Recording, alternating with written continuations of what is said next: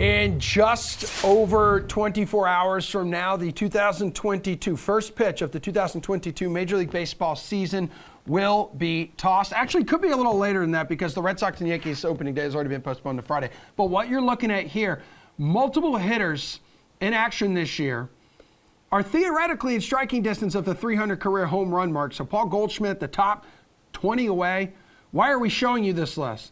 Because the DK Sportsbook has a section for season milestones, and we're going through some of them right meow. Our baseball panel this morning, DraftKings contributor, Steve Buchanan. We also have the biggest Dante Culpepper stan on the planet, Garion Thorne. Yeah, former Miami Dolphins quarterback, but also the 26th round pick of the Yankees in the 1995 amateur draft. That's a conversation for another day. What are the odds, guys, that the following players here hit these milestones in the 2022 baseball season? I do want to start by going back to that list. Let's go to Bryce Harper. Bryce Harper at 267. So he would need 33 taters to get there. The reigning NL MVP, minus 165 odds on the DK Sportsbook to do it. Do you expect him to do it, though, Steve? I mean, barring an injury that takes him out for a prolonged amount of time, this is somebody who's gone over that number in 3 of the last 4 seasons. And the only reason that one season he didn't go over is because COVID took over the world and took away half of the baseball season. If you take his numbers and what he was on pace for in that season, he was once again going to exceed that number as he was on pace for 36 home runs through a 162 game season. So that being said, and with the odds set as they are, because this is basically giving you an implied probability of 63% of this happening, I would absolutely be taking the over on this one in a much improved Phillies lineup, by the way. It's not like there's a lot of easy outs at the top of that lineup. So everything is pointing to Bryce Harper going over this number. He should easily reach the 300 mark this season. Okay, you think it's going to be that easy, Garion? Yeah, I'm pretty in on most Bryce Harper overs this year. As Steve said, you always have to put out that disclaimer that injury could definitely ruin this. But I think the lineup protection thing is really big when it comes to someone like Harper specifically. I mean, you look at his zone rate since the beginning of 2020, which is essentially a metric that counts how many pitches does this batter see actually inside the strike zone. He has the 3rd lowest qualified rate across the last 2 seasons because pitchers have never had to pitch to this guy because the Phillies are constantly injured. He's now going to have Nick Castellanos hitting behind him. He's now going to have Kyle Schwarber possibly hitting behind him, more likely hitting ahead of him. But still, there's going to be protection here. I think Harper's going to get more pitches to see.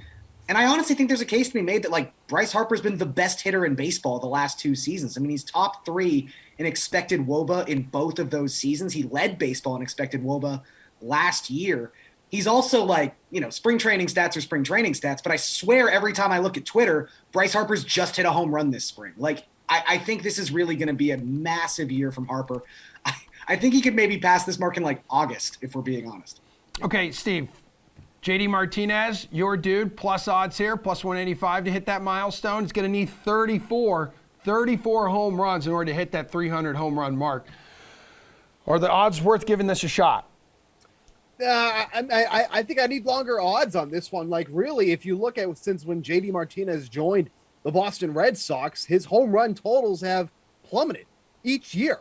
Started off with 43, then for 36. COVID came, was on pace for only 21 that year throughout a full season, and then 28 last year. So, yes, he's always in that realm, right? But 34 home runs seems like a bit of a stretch for him at this point. He's coming into this season. He's obviously getting a little bit older. I think he's going to be 35 this year when August comes around. Not ancient by any means. I'm 35, okay? So it's not like that's an ancient age by any means. But looking at that and his performance, I don't think that that's enough to get him at 34, which would be an anomaly for what he's really been hitting over the past few seasons. So he's going to be around that mark.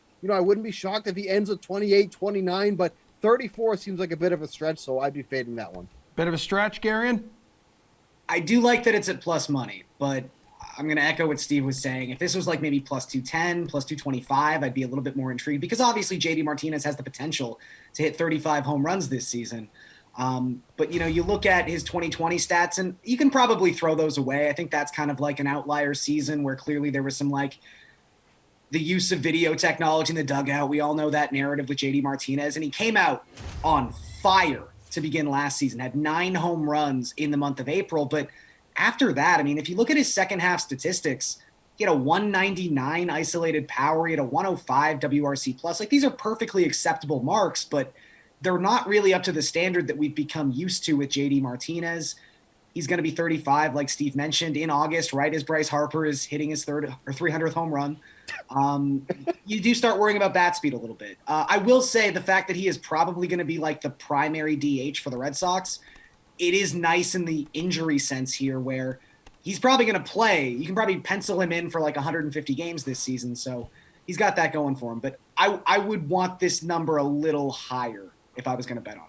Okay, speaking of a higher number, Albert Pujols here, guys, to hit the 700 home run plateau. I mean, it's going to get some time there at DH, no question, for the Cardinals now, as the National League is rocking the DH position.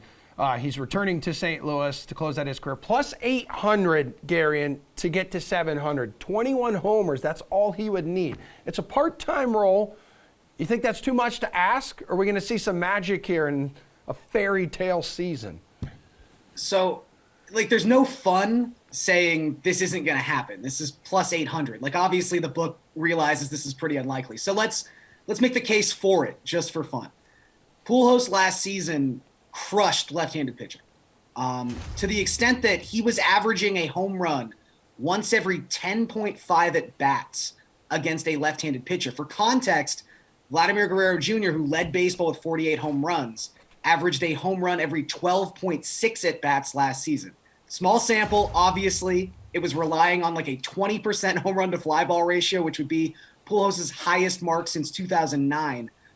But if he's really just going to get at bats against left-handed pitchers and he's able to recreate his success from last season, there's like an outside chance he gets there. He's probably going to get some days at DH against right-handed pitching as well. Do I think it's going to happen? No.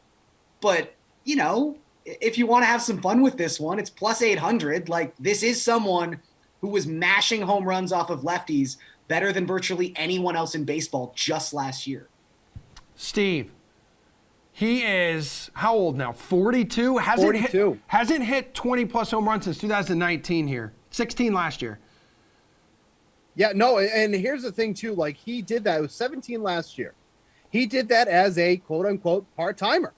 Played in 109 games, had 296 plate appearances, still was able to hit 17 home runs.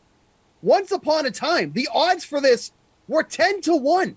They've dropped down now to 8-1. People want to have fun in 2022. So what better than chasing somebody who is on their farewell tour to hit and reach this milestone? For also something else to note, he's also 63 RBIs away from tying Babe Ruth for the second most in Major League Baseball history. You're telling me the Cardinals aren't going to give him the opportunities to try to at least tie or exceed both of these records. And with how this team is laid out right now, they have their 3 outfielders. Corey Dickerson and the outfielders are going to be kind of rotating in the DH spot. Pujols is going to get his starts at DH. I think he goes over this number here. The odds are really enticing, obviously. Yeah. They were 10-1, obviously 8-1. Still good here for somebody to hit 21, at least 21 home runs on their farewell tour. I'm all about it. Give me that 8-1. Yeah, I feel like just the Cardinals are gonna be like, just get out there and hit like every day. They definitely want to see that happen in a Cardinals uniform for sure. Let's talk more than just home run milestones, dudes.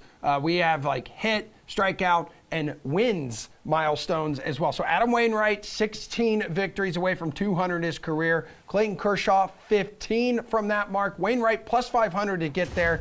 Steve, Kershaw needing one less win, plus 400. So do you like either guy to make it? Look, when you look at Kershaw, I'm not the biggest Kershaw fan. I think that's very well known. Yep. But with that being said, okay, that NL West against lefties, they weren't really strong against them last year. According to WRC Plus last year, the Diamondbacks, Padres, and Rockies all ranked no higher than 19th against lefties last year. And now we have a Dodgers team that has the highest over-under win total on the board by a mile. 97.5 is the win total for them. For context, the Blue Jays are the next in line, and they're at 91.5. So taking anything under, even for something as fluky as wins, for a starting pitcher on the Dodgers is just asking for it. Now, personally, I would much rather take the over 11.5 win total that Kershaw has set this year. I know obviously injuries are a concern, but if he's healthy behind that team, he is absolutely going to go over double-digit wins, because when he is healthy, he's going at usually 6 or 7 innings. That's more than enough to get the win. So I'd be more apt to take over 11.5 wins, but I think with the plus money here too as well, it's something to consider, but the injury concern is large. So that's why I'd rather take the lower number at 11.5 for Kershaw. Gary, and which dude would you prefer to bet here? I think it's got to be Kershaw. I mean, we're coming off a season where the only 20-game winner was on the Dodgers. Like, it's the same logic can be used here. And for as unpredictable, as capricious as wins tend to be, you can kind of track throughout Kershaw's recent career, like not even Pete Kershaw, he still gets a ton of W's. Like, if you go back to the start of the 2019 season, he started 60 games in that 3-season span.